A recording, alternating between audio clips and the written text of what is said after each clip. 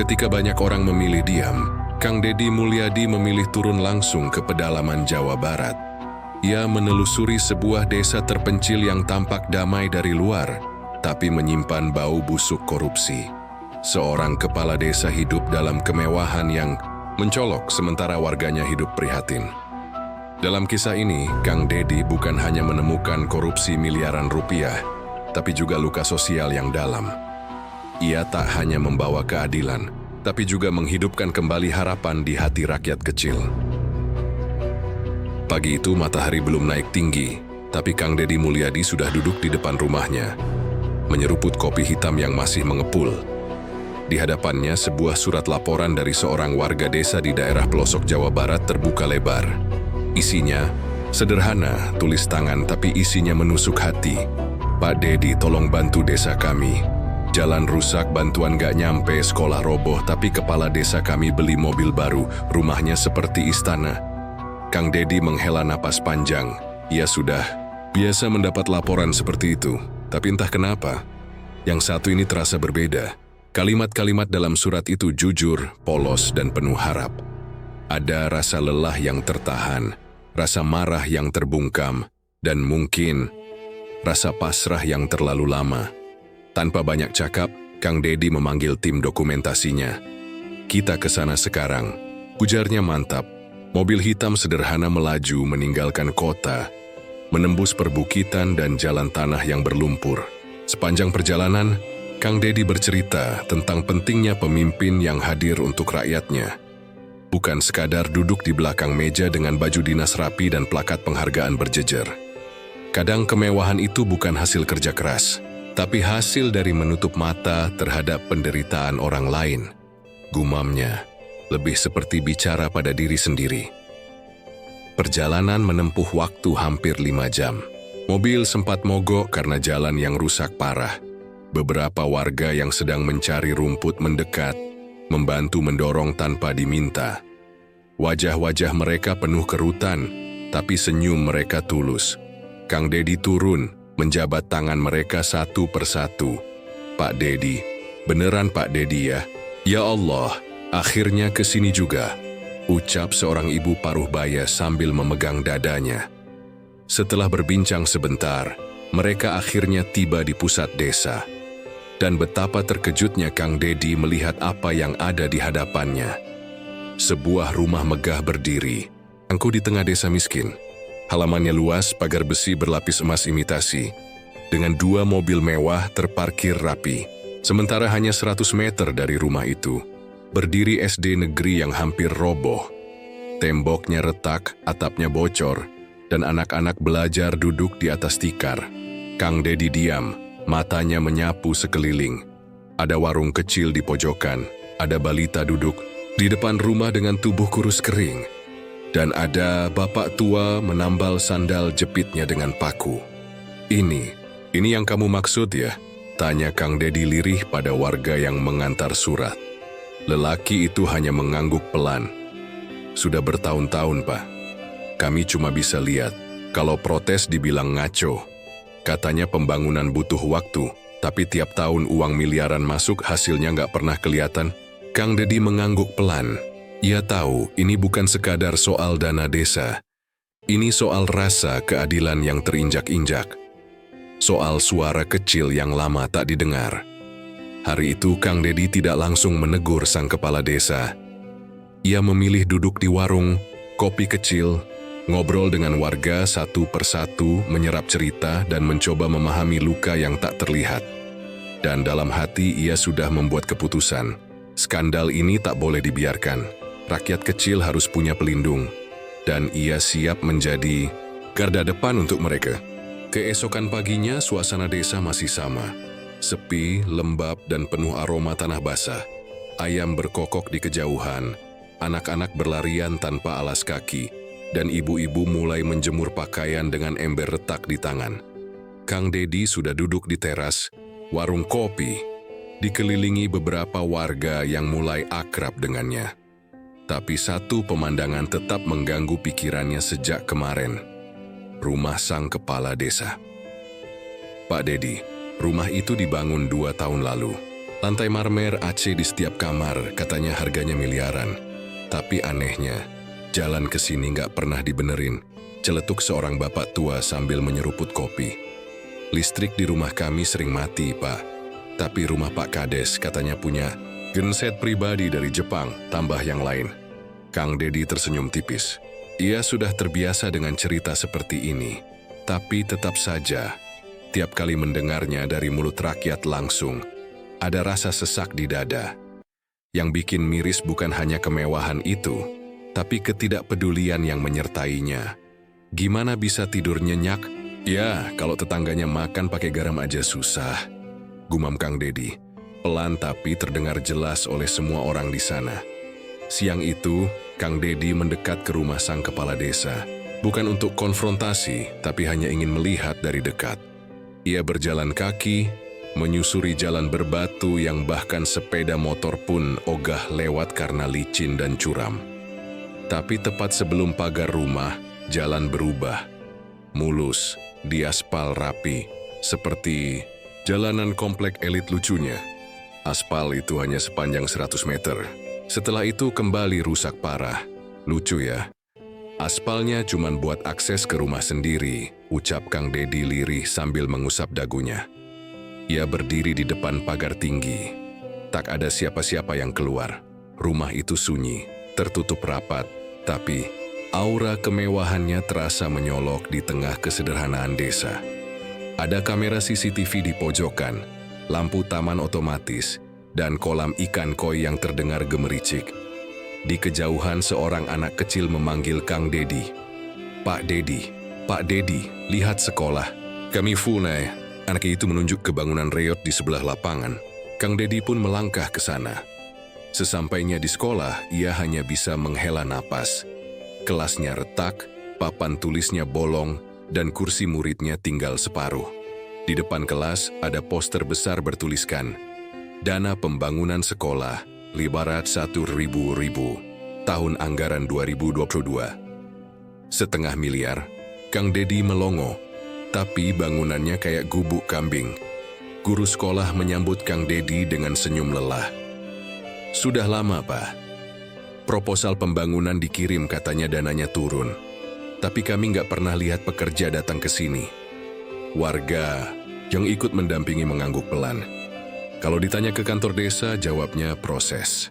Tapi sudah 2 tahun prosesnya nggak kelar-kelar. Kang Dedi berdiri mematung sejenak. Hatinya mendidih, bukan hanya karena uang yang dikorup, tapi karena harapan anak-anak yang dipatahkan begitu saja. Kalau anak-anak desa ini nggak dikasih sekolah yang layak, masa depannya dikemanain? Mau sampai kapan generasi desa dibodohi? Gumamnya lirih. Mata Kang Dedi menyapu sekeliling. Warga mulai berdatangan, ikut berkumpul, ikut bersuara. Perlahan, desakan untuk membongkar skandal ini mulai terasa. Kang Dedi menatap mereka satu per satu lalu berkata pelan tapi mantap, "Saya nggak akan diam. Saya akan bongkar ini semua. Tapi saya butuh kalian semua berdiri bersama saya." Warga mengangguk. Ada yang bertepuk tangan, ada yang menahan air mata. Hari itu, semangat kecil menyala. Di tengah desa yang lama dilupakan. Warung kopi itu tak besar. Hanya bangunan semi permanen dari kayu dan seng, dengan meja panjang dari papan dan beberapa kursi plastik yang sudah usang. Tapi di sanalah suara-suara kecil seringkali menjadi sangat besar artinya. Kang Dedi duduk di pojok warung, ditemani segelas kopi tubruk dan pisang goreng hangat. Udara desa yang sejuk membuat suasana terasa akrab. Beberapa warga duduk di sekelilingnya, mulai dari petani, ibu rumah tangga, hingga anak muda pengangguran. Awalnya suasana canggung. Mereka ragu, takut bicara. Terlalu sering mereka menyuarakan keluhan hanya untuk berujung dimarahi, atau lebih buruk, diancam. Tapi Kang Dedi tak tergesa. Ia membiarkan keheningan menjadi jembatan. Hingga akhirnya seorang ibu angkat bicara sambil mengelus perutnya yang kosong. "Pak Dedi, dulu kami dapat bantuan beras tiap bulan. Sekarang udah nggak pernah lagi. Katanya masih ada, tapi kalau ke kantor desa, disuruh pulang. Katanya belum datang." Yang lain menimpali, Itu bantuan UMKM juga, Pak. Kami disuruh ngisi formulir. Katanya mau dikasih modal. Tapi setelah itu hilang. Yang dapat malah orang-orang yang dekat sama Pak Kades. Lalu seorang pemuda bernama Rino maju. Ia membawa map kusam, berisi kertas-kertas yang sudah mulai menguning. Saya dulu relawan desa digital, Pak. Saya pegang data. Tapi setelah saya tahu banyak anggaran yang gak nyambung, saya diberhentikan. Ini bukti-buktinya. Kang Dedi menerima map itu. Di dalamnya ada lembaran laporan keuangan, foto-foto proyek yang tidak pernah selesai, bahkan kwitansi kosong yang ditandatangani. Ini proyek irigasi fiktif, Pak. Di kertasnya udah selesai, tapi di lapangan nggak ada apa-apa. Tapi uangnya cair, 200 juta. Suasana warung makin panas, bukan karena marah, tapi karena rasa sesak yang selama ini tertahan. Cerita demi cerita mengalir seperti bendungan yang jebol. Setiap orang tampaknya punya pengalaman yang sama. Disakiti, dibohongi, lalu disuruh diam. Kang Dedi mendengarkan semuanya, mencatat dan sesekali mengangguk. Tapi matanya tajam, penuh konsentrasi. Saya datang ke sini bukan buat viral-viralan. Saya datang karena kalian layak didengar. Ini bukan soal uang, ini soal martabat. Ujarnya pelan. Seorang bapak tua yang sedari tadi diam, akhirnya angkat bicara. Suaranya serak, tapi tegas. Pak Dedi, saya sudah hidup 70 tahun di sini. Kepala desa gonta-ganti, tapi baru kali ini kami merasa dijual. Dana masuk miliaran, tapi kami masih nyari air bersih dari sumur yang kering. Kopi di meja sudah dingin, tapi semangat di warung itu justru menghangat. Mereka bukan lagi sekadar warga biasa. Mereka mulai merasa punya suara, dan suara itu mulai punya tujuan. Menjelang sore, Kang Dedi berdiri dan mengumpulkan semua yang hadir. Saya butuh bantuan kalian. Saya ingin bentuk tim warga untuk investigasi mandiri. Kita catat semuanya, kita kumpulkan bukti, kita buat laporan bersama. Jangan takut, kebenaran tak bisa selamanya ditutupin. Semua orang mengangguk, beberapa bersalaman dengan semangat, beberapa bahkan meneteskan air mata. Bukan karena sedih, tapi karena akhirnya merasa tidak sendiri.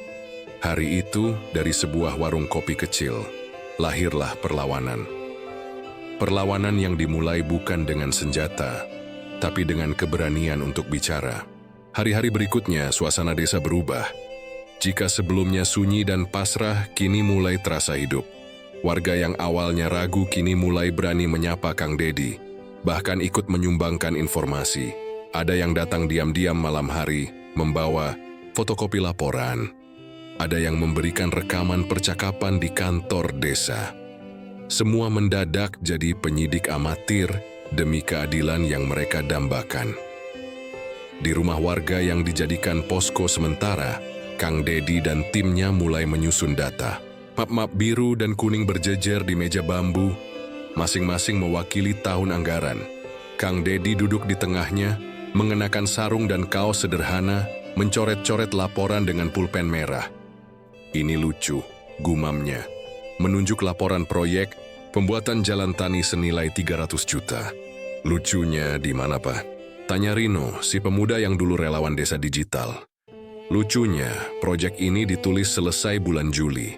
Tapi warga bilang alat berat baru datang bulan November. Bahkan itu pun cuma ngeruk separuh jalan. Rino manggut-manggut. Iya, Pak. Dan ini dokumen fotonya. Lihat tanggal di pojok. November.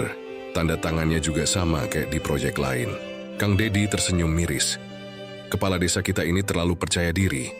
Ngisi laporan seolah warga nggak akan pernah peduli. Tapi warga sekarang peduli. Bahkan mereka mulai bergiliran jaga malam di posko. Takut ada yang menyabotase bukti. Beberapa ibu-ibu membuatkan makanan. Bapak-bapak berjaga dengan lampu Petromax. Dan anak-anak penasaran ikut mengintip dokumen seperti sedang nonton film detektif. Dan benar saja malam itu seseorang mencoba masuk ke posko.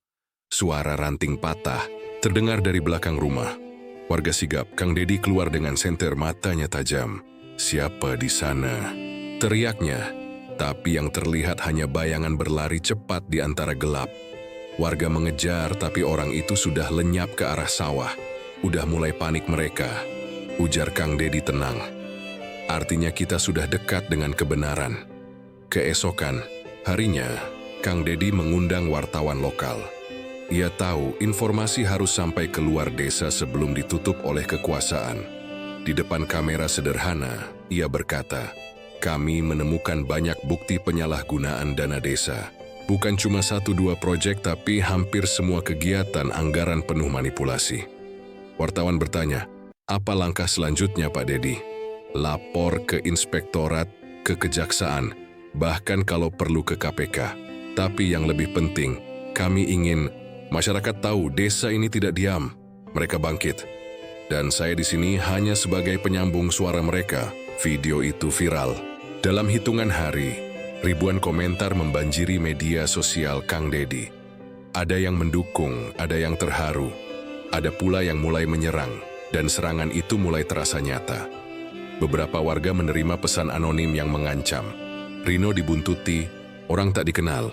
Warung kopi yang jadi pusat informasi tiba-tiba disegel tanpa alasan. Tapi Kang Dedi tak gentar. Ia tahu, ini fase krusial. Disinilah biasanya pelaku korupsi mulai bermain kotor. "Kalau kita mundur sekarang, semua ini akan sia-sia," katanya dalam rapat warga malam itu. "Kita sudah terlalu lama dibodohi. Sekarang saatnya tunjukkan bahwa rakyat bisa bersuara dan didengar." Malam itu semangat membara di setiap wajah yang hadir. Tapi di kejauhan, gelap yang mengintai mulai bergerak. Karena saat kebenaran hampir terbuka, kekuasaan yang takut kehilangan segalanya akan melakukan apapun. Hari-hari berlalu dengan tekanan yang semakin terasa. Sejak video Kang Dedi viral, bukan hanya warga desa yang tahu, tapi juga orang-orang di luar sana, termasuk mereka yang merasa terancam kenyamanannya. Pagi itu, ketika Kang Dedi sedang menyapu halaman posko bersama Rino, sebuah mobil hitam berhenti di pinggir jalan desa. 2 orang pria berpakaian rapi keluar, membawa map. "Pak Dedi, kami dari kabupaten, mau verifikasi informasi," kata salah satu dari mereka. Wajahnya datar, matanya tajam. Kang Dedi menjawab dengan tenang, "Silakan, data ada semua. Tapi kami juga sudah kirim tembusan ke KPK. Jadi kalau mau bohong, siap-siap dicatat dosa dunia akhirat." 2 pria itu saling pandang, tak berkata banyak, mereka hanya melihat-lihat, lalu pergi tanpa jejak. Tapi sejak saat itu, desa tak pernah sama lagi. Malam-malam jadi lebih mencekam. Suara motor tanpa lampu sering lewat depan rumah warga. Orang-orang asing terlihat nongkrong di sudut warung dengan tatapan penuh kecurigaan. Anak-anak dilarang main terlalu jauh. Ibu-ibu berdoa lebih lama dari biasanya. Rino bahkan pernah dicegat di jalan. 3 orang turun dari mobil dan menakutinya. "Berhenti main api, Dek, bisa-bisa gosong." Tapi Rino meski gemetar menegakkan kepala. "Kalau kalian gak salah, kenapa takut terbakar?" Dia pulang ke rumah dengan luka di kening. Tapi malam, seluruh warga berdatangan ke poskonya, menunjukkan solidaritas yang tak bisa dibeli. "Kita kawal Kang Dedi dan anak-anak muda kayak Rino. Kita nggak bisa mundur," kata Pak Tarto, si petani tua. Sementara itu, Kang Dedi semakin intens menyusun laporan akhir. Bukti-bukti dari warga, video testimoni, dan potret proyek mangkrak dikumpulkan dalam satu berkas tebal. Ia tahu, ini mungkin jadi momen genting. "Pak Dedi," ujar salah satu warga, "kalau nanti situasi makin kacau, kami siap lindungi. Tapi kami juga takut, jangan-jangan kepala desa punya orang dalam." Kang Dedi memandangnya, lalu berkata, "Saya tidak datang ke sini untuk bikin kekacauan. Saya datang untuk membela kalian. Kalau kita takut, maka mereka menang." Namun, ketakutan warga bukan tanpa alasan. Malam itu, sebuah kejadian mengguncang desa. Posko Kang Dedi dilempari batu. Kaca jendela pecah. Ada tulisan disemprot di dinding. "Urusan orang besar, jangan ikut campur." Suasana berubah kacau. Ibu-ibu menangis, anak-anak ketakutan. Rino hampir terbakar amarah. "Pak Dedi, ini udah nggak bisa dibiarkan. Kita serbu kantor desa besok." Tapi Kang Dedi menahan. "Jangan terbawa emosi. Justru ini yang mereka mau, bikin kita rusuh, biar bisa bilang kita anarkis. Ia mengumpulkan warga malam itu, duduk di halaman posko yang rusak. Dengan suara tenang, ia bicara seperti seorang bapak menenangkan anak-anaknya. Keadilan itu seperti air. Meskipun dibendung, lama-lama akan mencari jalannya. Kita harus sabar, kita harus kuat. Kalau kita lawan dengan cara yang salah, kita jadi sama seperti mereka. Warga mengangguk meski amarah di dada belum reda.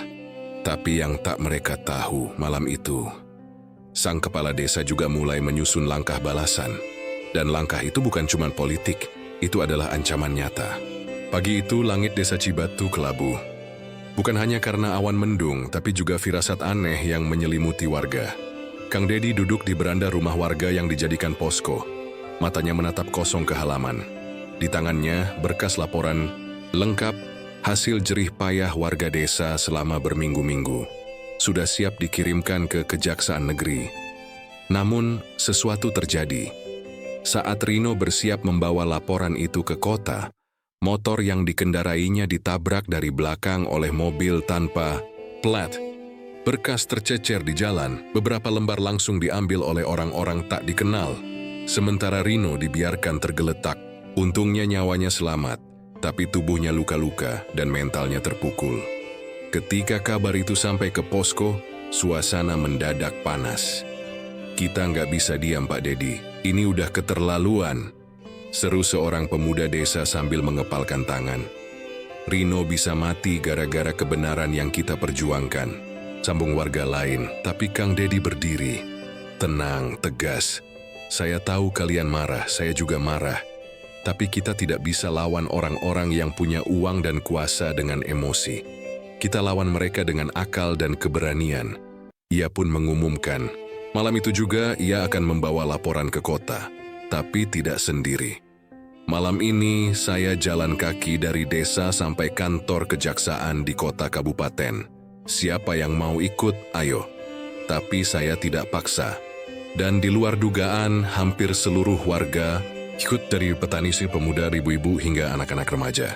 Dengan obor di tangan dan spanduk bertuliskan, "Kami tidak takut," mereka menyusuri jalan desa yang gelap dan sepi menuju pusat kota yang berjarak belasan kilometer. Perjalanan itu bukan sekadar langkah kaki, itu adalah simbol perlawanan. Simbol bahwa rakyat kecil tidak akan terus dibungkam. Namun perjalanan itu tak mulus. Di tengah jalan mereka diadang oleh sekelompok preman bayaran.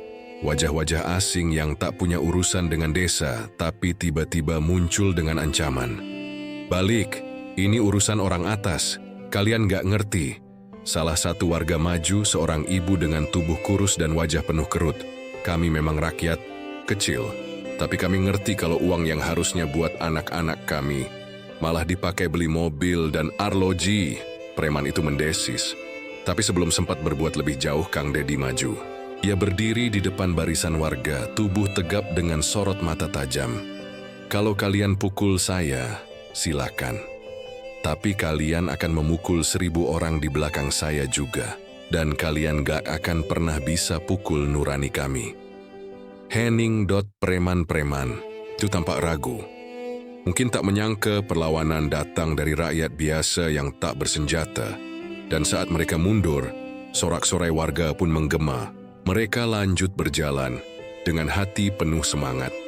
Akhirnya menjelang subuh mereka tiba di halaman Kejaksaan Negeri. Lelah, baju basah oleh keringat, tapi mata mereka menyala. Kang Dedi menyerahkan berkas laporan di depan media yang telah menunggu. "Ini bukti bahwa rakyat desa tidak tidur lagi. Kami melihat, mencatat, dan kini bersuara. Keadilan tidak boleh padam." Hari itu menjadi sejarah bagi desa Cibatu. Bukan karena laporan itu langsung membuat kepala desa ditangkap, tapi karena hari itu, rakyat menunjukkan bahwa suara kecil pun bisa mengguncang kekuasaan. Namun skandal ini belum selesai, kepala desa belum mengaku. Bukti sudah di tangan, tapi permainan belum usai. Dan Kang Dedi tahu, badai yang lebih besar mungkin masih menunggu. Sudah sepekan sejak warga desa Cibatu mengantarkan berkas laporan ke kejaksaan. Suara mereka viral, Wajah mereka menghiasi banyak media. Tapi seperti yang sudah diduga Kang Dedi, sistem hukum tidak secepat semangat rakyat. Belum ada penangkapan, belum ada pemanggilan resmi. Justru yang datang lebih dulu adalah surat somasi. Kami dianggap mencemarkan nama baik kepala desa, ujar Rino sambil menunjuk surat dengan cap resmi dari firma hukum ternama. Kang Dedi menghela napas panjang. Ia duduk di balai bambu, ditemani kopi pahit dan angin sore. Di sekelilingnya warga duduk melingkar, gelisah. Jadi sekarang, kita yang dilaporkan? Tanya Pak Tarto dengan suara pelan, nyaris tak percaya. Begitulah cara mereka membalikkan keadaan, jawab Kang Dedi. Mereka tahu kita bicara benar, tapi mereka punya kuasa, uang, dan koneksi. Malam itu suasana desa terasa berat. Ibu-ibu mulai khawatir. Anak-anak diminta tidak lagi ke posko. Bahkan beberapa warga yang awalnya vokal mulai menghindar. Mereka takut, tapi Kang Dedi tidak surut. Esok paginya ia menghadiri panggilan dari kejaksaan sebagai saksi pelapor. Di ruang interogasi, ia duduk dengan tenang. Berkas di tangannya tebal.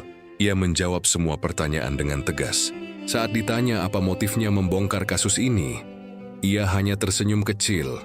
Motif saya sederhana. Saya ingin anak-anak di desa ini punya jalan bagus, sekolah layak, dan air bersih. Itu saja. Sementara itu, pihak kepala desa mulai pasang strategi.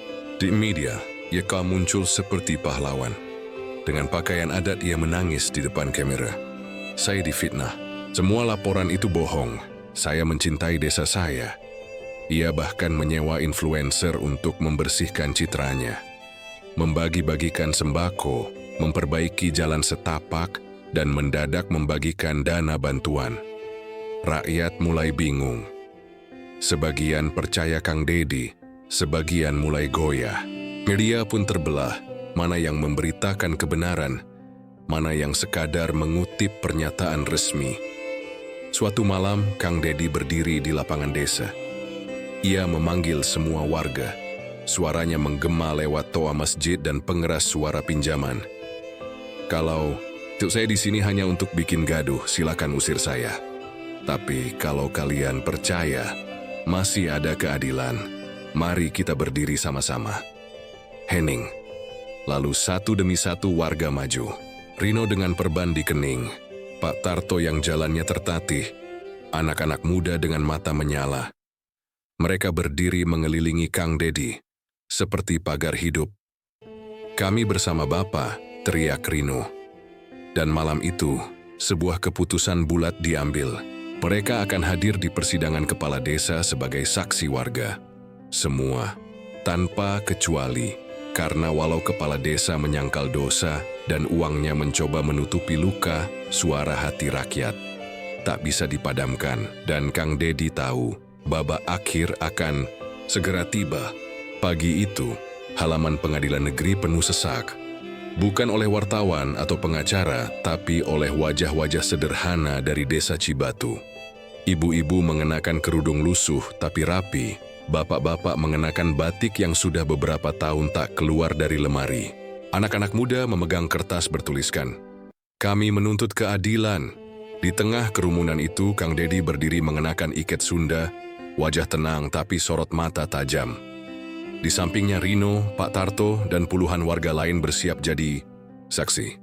Hari itu persidangan kepala desa digelar. Di ruang sidang, sang kepala desa tampak tenang. Ia mengenakan jas, didampingi 4 pengacara. Senyumnya masih seperti biasa, seolah yakin akan lolos dari jerat. Jaksa membacakan dakwaan. Penyelewengan dana desa sebesar 147 miliar selama 3 tahun, proyek fiktif, pengadaan palsu, dan aset pribadi mewah yang tak sesuai profil keuangan. Kepala desa menyangkal semua. Itu fitnah, katanya. Itulah politisasi. Saya dijatuhkan karena iri dan benci. Tapi satu persatu saksi warga maju. Mulai dari Pak Tarto yang bersaksi soal jalan rusak yang tak pernah diperbaiki, Ibu Nining yang menunjukkan rumah tidak layak huni padahal tercatat sebagai penerima renovasi, hingga Rino yang menunjukkan kwitansi dan video proyek fiktif. Kang Dedi jadi saksi terakhir. Ia berdiri dengan tenang di hadapan majelis hakim. "Yang mulia," katanya, "saya bukan warga desa ini. Tapi ketika saya lihat anak-anak sekolah harus nyeker di jalan lumpur, ketika saya lihat petani tidak punya irigasi padahal uangnya ada, saya tidak bisa diam. Ini bukan hanya tentang hukum, ini tentang rasa kemanusiaan." Ruang sidang hening, tak ada suara selain detak jam dinding. Pengacara kepala desa mencoba membantah, memutar balik fakta. Tapi bukti terlalu kuat.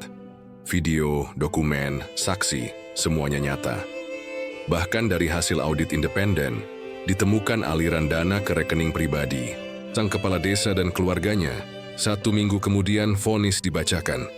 Terdakwa terbukti bersalah, dijatuhi hukuman penjara 15 tahun dan denda 10 miliar. Suasana di luar ruang sidang meledak. Bukan dengan teriakan kebencian, tapi dengan tangisan haru. Warga saling berpelukan, anak-anak bersorak. Para ibu mengusap air mata sambil tersenyum lega. Kang Dedi tidak bersorak, ia hanya menghela napas panjang. Lega, tapi juga sadar perjuangan belum selesai. "Pak Dedi," tanya Rino sambil menatap ke arah pengadilan. "Apa sekarang kita sudah menang?" Kang Dedi menepuk pundaknya. Menang bukan soal kepala desa di penjara. Menang itu ketika rakyat berani bersuara. Dan hari ini kalian menang. Beberapa bulan kemudian, proyek-proyek desa mulai dibenahi ulang. Dana yang sempat dibekukan dicairkan kembali di bawah pengawasan ketat. Jalan desa mulai diaspal. Balai warga dibangun. Dan yang paling penting, semangat warga tak lagi padam.